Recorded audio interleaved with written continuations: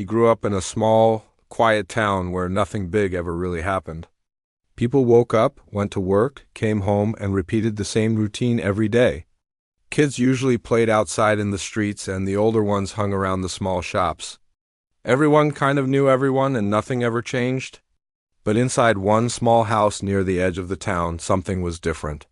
Something soft. Something hidden. Something growing silently every single day. It was a boy who never caused trouble, never fought with anyone, and never tried to stand out. People described him as the quiet type. He listened more than he spoke, and whenever someone talked to him, he just smiled softly. But what nobody really knew was that this quiet boy had a small keyboard in his room. A keyboard that had been given to him years ago by a distant relative. It wasn't fancy. The keys were a little yellow from age, and the sound wasn't perfect. But to him, it felt like magic.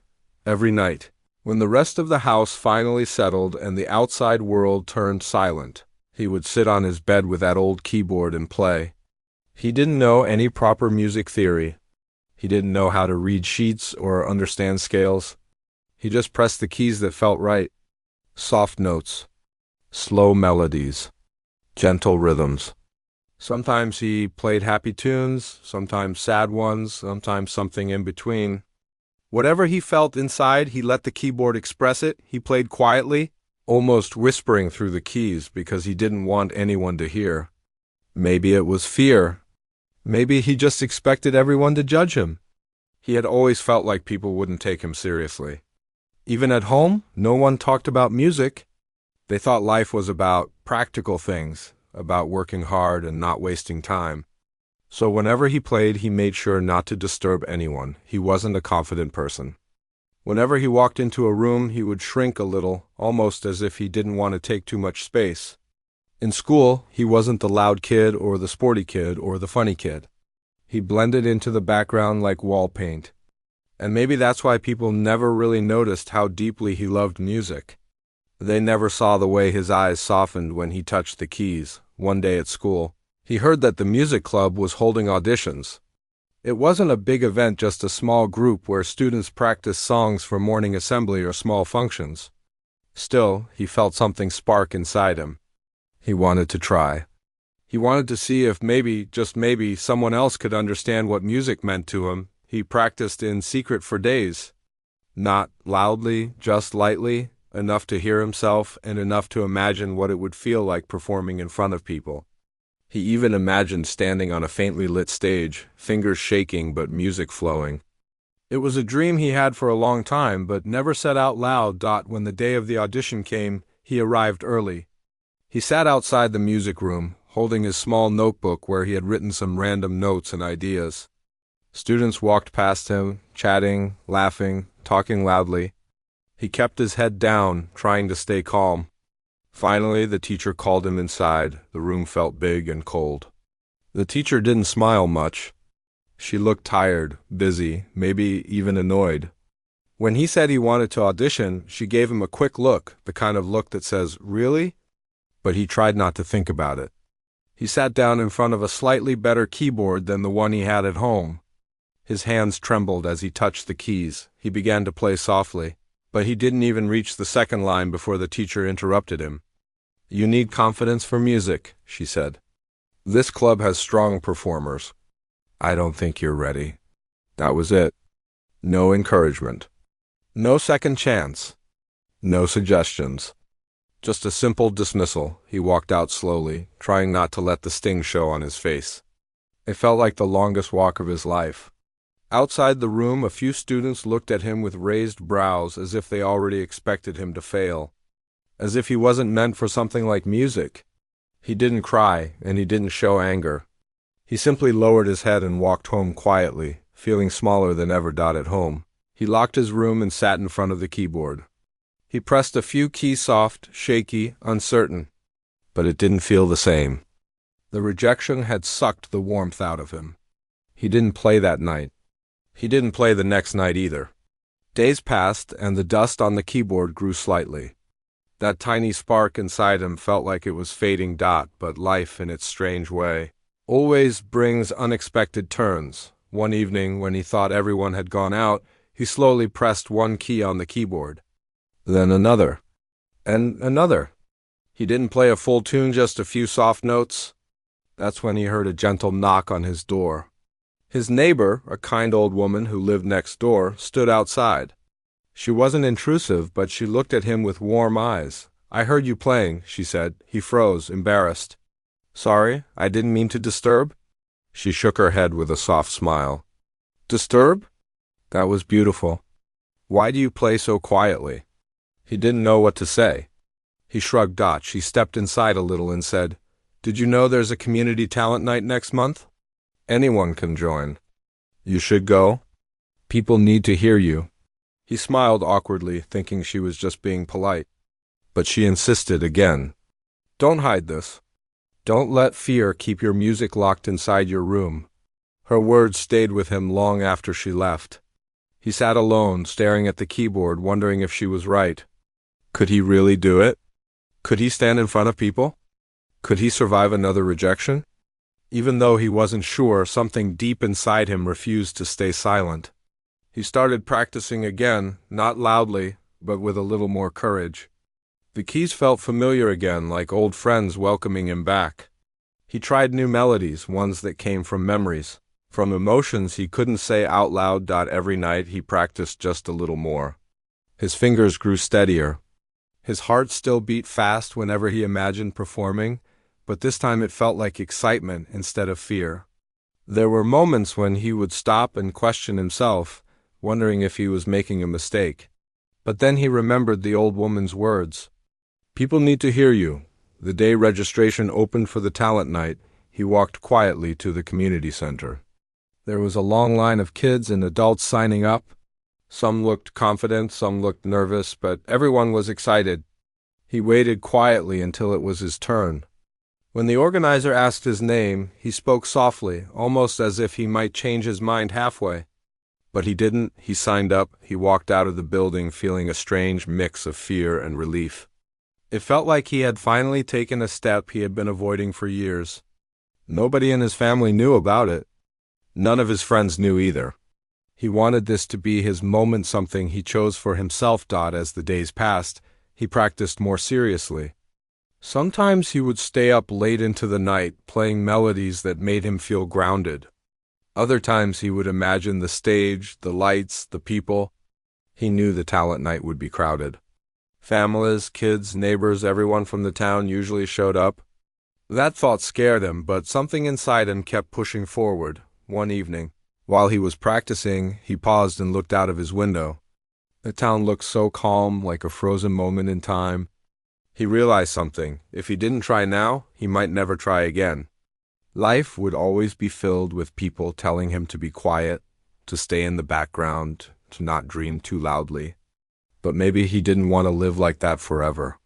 Maybe this one performance could change something, not for the town, not for his family, but for himself. He kept practicing until the tune became a part of him.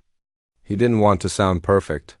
He just wanted to sound honest. As the talent night drew closer, he started feeling the familiar nervousness again. His hands would shake and his stomach felt tight. But he didn't stop. He didn't run away. He didn't hide. For the first time in his life, he was choosing to face something instead of avoiding it. The night before the event, he couldn't sleep. He kept imagining the stage, the people, the lights, the silence before he played the first note. He felt scared, excited, and hopeful all at once. He looked at his old keyboard one last time before going to bed, thinking about all the nights it had helped him express things he never said out loud. He didn't know what tomorrow would bring. He didn't know if people would like his music or laugh at him. He didn't know if he would freeze on stage or surprise himself, but he did know one thing. Tomorrow, he wouldn't stay silent, he would play, and he would finally be heard.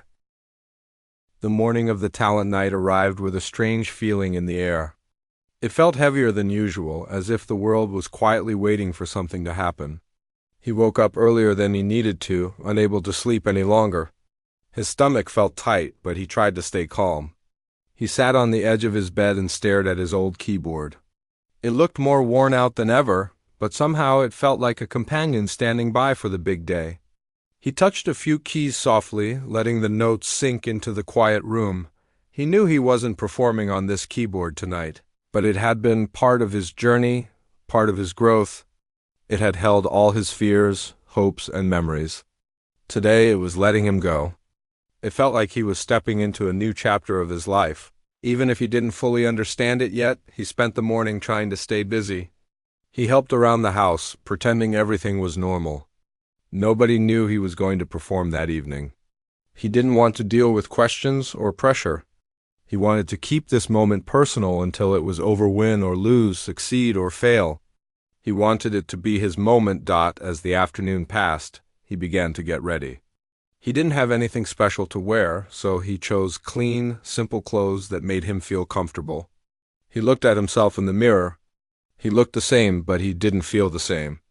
There was a tiny sparkle in his eyes, a mixture of fear and courage that he had never seen in himself before.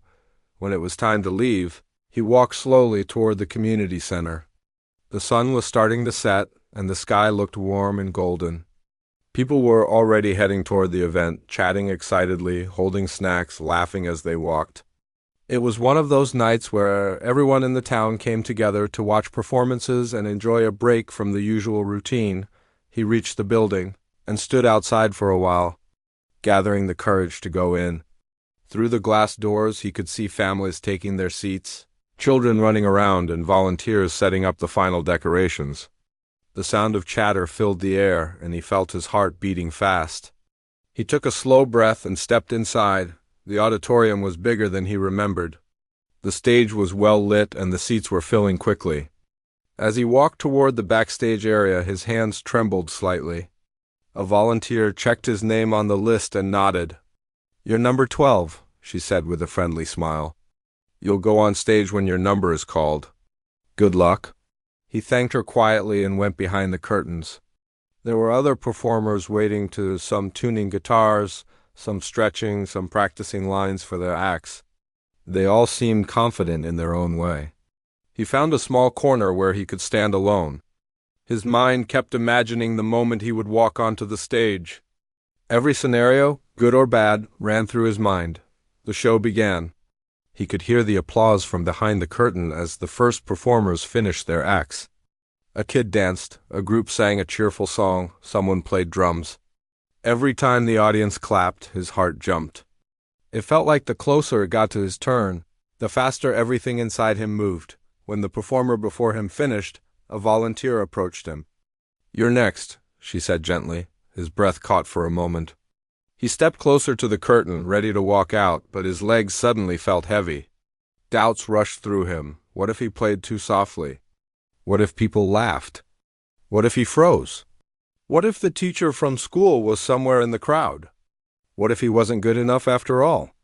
He closed his eyes for a few seconds, trying to steady himself. And then, out of nowhere, he remembered the old woman next door. He remembered her warm smile, her gentle voice, her words, "People need to hear you." Those 4 words felt like a hand pushing him forward. He took one long breath and stepped onto the stage. The bright lights hit him instantly. The crowd looked huge from where he stood. Rows and rows of faces, some focused, some distracted, some waiting. His hands shook as he sat at the keyboard placed at the center of the stage. A soft murmur rolled through the audience, as if people were unsure what to expect from the quiet boy, who usually blended into the background. He placed his fingers on the keys. The hall fell silent, completely silent. He could hear his own heartbeat echoing in his ears. He hesitated for a moment, then pressed the first key. The first note was soft, almost shy, but it spread through the room like a gentle breeze. Then he played another and another, slowly building into the melody he had practiced for weeks. The music started flowing naturally, like it had always lived inside him. Every emotion he had held for years, the fear, the loneliness, the dreams, the small joys came out through the keys. The crowd leaned in. Some tilted their heads, others sat still, listening carefully. A hush fell over the entire hall. Even children stopped whispering. He continued playing, letting the melody rise and fall like a quiet river. His hands moved smoothly now, no longer shaking. He wasn't thinking about the people anymore. He wasn't thinking about the rejection from school or the comments from others. He wasn't thinking about anything except the story he was telling through the music. Halfway through the performance, something changed inside him. The nervousness faded. His confidence grew. He felt connected to every sound he created. It felt like he was talking to the entire audience without saying a single word. The crowd could feel it too. Their faces softened. Some people had their eyes closed, letting the music sink deep inside them. Others leaned forward as if afraid to miss even one note. The hall remained completely silent, not because they were bored, but because they were captivated. He played the final notes gently, letting them echo softly across the room. And then, for a moment, everything stopped. The hall stayed silent. He lifted his hands from the keyboard slowly, unsure of what would happen next. Then the entire room erupted into applause. It wasn't polite, casual applause. It was loud, powerful, heartfelt. People stood up from their seats, clapping and cheering. Some whistled, some shouted encouraging words. It felt like a wave of warmth crashing over him. He looked up, stunned. His eyes widened a little, his lips curved into a small, shy smile. For the first time in his life, he felt seen. Really seen. The applause continued for what felt like forever. He stood slowly, a bit overwhelmed, and gave a small bow. He didn't know how to react. He had imagined this moment so many times, but reality felt bigger, warmer, more unbelievable when he walked backstage. Several performers smiled at him, some nodding in admiration. A few patted his shoulder lightly. Even those who didn't know him could see he had done something special. And for the first time ever, he didn't feel invisible. A few minutes later, the old woman who encouraged him earlier arrived backstage. Someone must have told her he was performing. Her eyes were shiny with pride, and she held his hands gently. "I told you," she said with a smile full of warmth. "People needed to hear you." He felt his throat tighten with emotion. He wanted to say thank you, but the words didn't come out. He simply nodded with a soft smile. After the show ended, many people approached him. Some said his performance made them emotional. Some said they didn't expect such depth from someone so quiet. Some parents even told him their children wanted to learn piano because of him. He listened to all of them, smiling shyly, unsure how to handle so much kindness at once. When he walked home that night, the streets were quiet again. But the quiet didn't feel empty anymore. It felt peaceful. He kept replaying the moment in his mind, the applause, the smiles, the warmth, the way people listened. He felt lighter, freer, like something inside him had finally opened. Back in his room, he placed his old keyboard in front of him. He didn't play anything right away. He just looked at it and smiled. This old, imperfect keyboard had carried him all the way to a stage he never thought he'd stand on. He touched the keys gently, letting the familiar feeling ground him. And then, slowly, he began to play again, not practicing, not preparing, not hiding. Just playing. He realized something important that night. Being quiet didn't mean he had no voice. Some voices weren't meant to be loud, they were meant to be felt, and his music had finally been felt. From that day forward, he didn't hide anymore. He didn't shy away from opportunities. He didn't let fear control him. He started performing at small events, school functions, and gatherings. People welcomed him everywhere, not because he was the loudest or the most confident, but because his music touched hearts in a special way. He still stayed humble, still gentle, still soft-spoken. But he wasn't invisible anymore. He had stepped onto a stage once, and the whole crowd forgot to breathe, and that moment changed his life forever.